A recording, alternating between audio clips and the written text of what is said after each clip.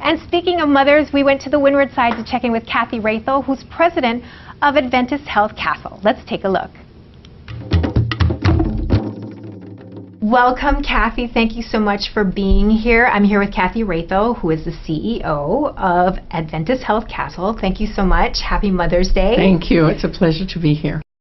You're the first woman CEO of this establishment, correct? Correct. What does that feel like for you? It's been an honor and a privilege. I've been in healthcare my entire career, 45 years. Yeah, let's talk about that, because you started as on the floor, right? You were like a thoracic nurse? It depends on where you start in the story. Right. When I was in high school, I became a nursing assistant in a retirement community, and that's where I got my first love for nursing. But yes, I became a nurse, and I specialized in cardiothoracic nursing, and I was an ICU nurse for quite some time. And so then you worked your way up through here, saw the potential, and that led to... In 2011, right, the CEO left, and they were recruiting for a new CEO, and I decided to put my hand up and say, think about me, right, consider me.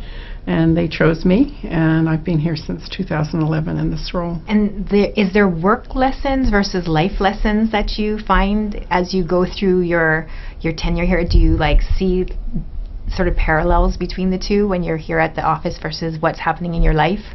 I think that in all my years in administrative work, you have to know people's story. We all have a life story.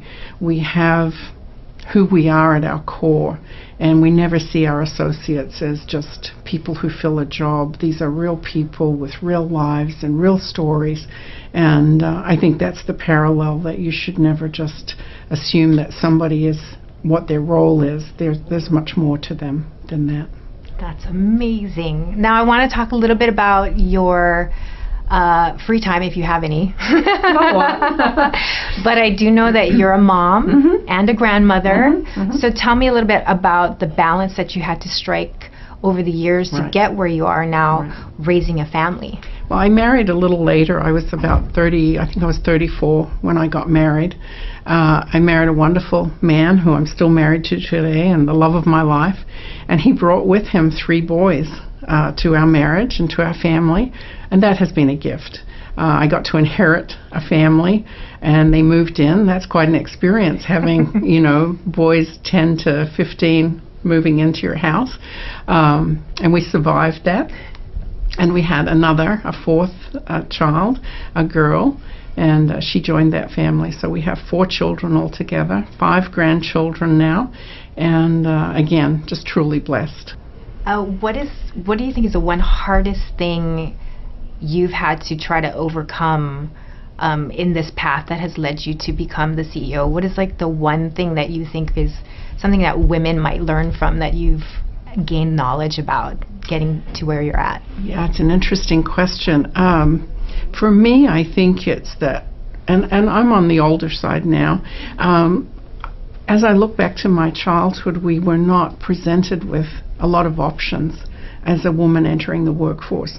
And I had to relearn that you could be anything that you want to be. I think we were told you could be a teacher, you could be a nurse, you could be a secretary, and that was kind of it.